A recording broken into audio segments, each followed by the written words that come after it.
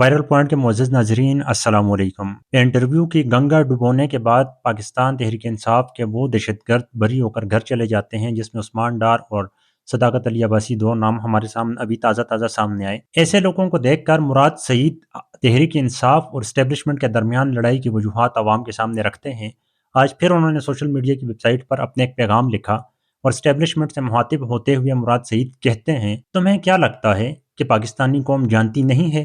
کہ آج قاسم سوری، علی امین گنڈاپور، علی اوان،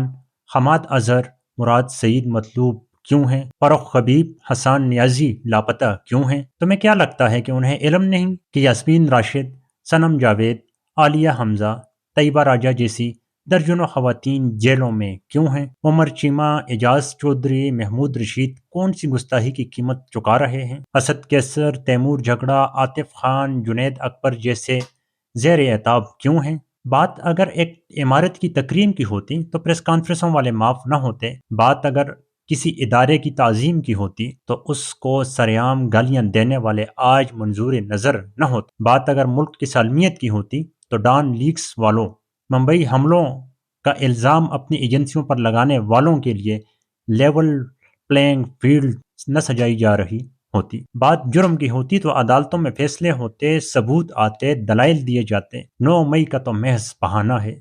اصل بات کسی کی انویسٹمنٹ کی ہے، بات کسی کی خوشنودی کی ہے، بات کسی کی انا کی ہے۔ بات تو ان دکانوں کی ہے جو بند ہو جاتی ہیں اگر out of syllabus Qasim sorry کرسی پر بیٹھ جاتا ہے، اگر علی امین تمہارا جبر سہتے ہوئے کہہ لگاتا ہے، اگر علی اوان 18 مارچ کو تمہاری گولیوں کے سامنے پلک بھی نہیں جھپکاتا، اگر حماد اظہر اپنے کاروبار کو تالے لگنے پر تمہارے قدموں میں نہیں گرتا، اگر فاروق حبیب بے خوف ہو کر کالے ڈالوں کے سامنے کھڑا ہو جاتا ہے، اگر یاسمین راشد تمہاری ٹیسٹ ٹیوب سیاستدانوں کی اگلی کھیپ کے لیے راستہ نہیں چھوڑتی، اگر عالیہ حمزہ، طیبہ راجہ، صنم جاوید تمہیں صنف آہن کی اصلی تعبیر بن کر دکھا دیتی ہیں، اگر عمر چیمہ، محمود الرشید، اعجاز چودھری بڑی محنت سے بنائے ہوئے اس متعصبانہ تاثر کو زائل کر دیتے ہیں کہ پنجاب کبھی حاکم وقت کے خلاف نہیں کھڑا ہوتا، اگر اسد کیسر، تیمور جھگڑا، عاطف خان اپنی تمام تر نرم ہوئی کے باوجود اصول پر سمجھوتا نہیں کرتے، اگر جنید اکبر تمہاری چالوں کو تمہیں پر الٹ دیتا ہے، بات اس جسارت کی ہے جو ان ہزاروں کارکنان نے کی جنہیں تم نے کبھی اپنے اصل مجرموں سے سوال پوچھنے کا حق نہیں دینا تھا۔ بات تو ان گناہوں کی ہے جن پر پردہ ڈالنا مطلوب ہے، بات اس غداری کی ہے جو ملک کے منتخب سربراہ سے کی گئی، بات اس قتل کی ہے جہاں قاتلوں کو یقین تھا کہ ان کے جبے پر لگی خون کی چھینٹوں کی جانب کوئی اشارہ نہ ہوگا، بات اس عالمی سیاست کی ہے جہاں ہمارے جیسے ملکوں کی عوام کو ایندھن بنا کر افراد کی طاقت کو دوام بخشا جاتا ہے، وہ سیاست جس میں قابل قبول وہی عناصر ہیں جو بند کمروں میں تسلی دیتے ہیں کہ تم قتل کیے جاؤ، ہم زبانی کلامی مذمت سے آگے نہ بڑھیں گے، وہ سیاست جو اپنے کاروباری مراسم کو ان پر ترجیح دیتی ہے کہ جو 76 سال سے اپنے مردے بھی پاکستان کے جھنڈے میں لپیٹ کر دفناتے ہیں، وہ سیاست جو اپنی سرزمین کی تقسیم کے نعرے پر قائم ہے، وہ سیاست جو دین کی دستار سے اپنے تر دامن ڈھانپتی ہے، اسی سیاست سے ہی تمہاری طاقتوں کو دوام ہے، اسی میں تو ڈیلیں ہوتی ہیں،